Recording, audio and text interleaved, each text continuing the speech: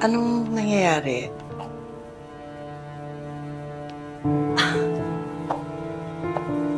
Ate?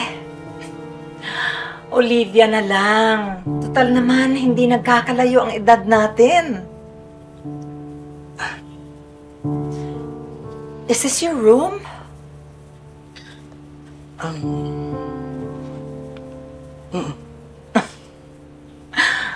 Parang hindi ka naman nababagay dito.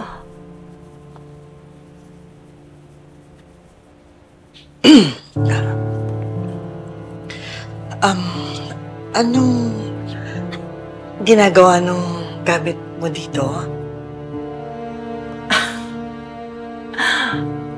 Maring. Maring, right? Marites.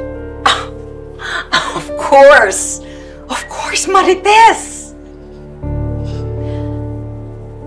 Marites, nag-usap kasi kami ng papa. Sabi niya sa akin, pwede akong mamili ng kwarto dito sa mansyon. And I happen to like this one.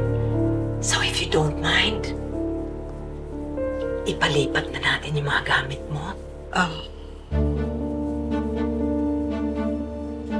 Sige.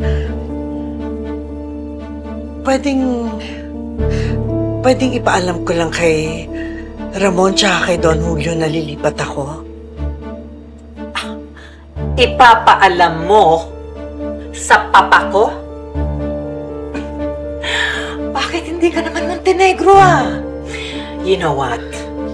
It's really no problem.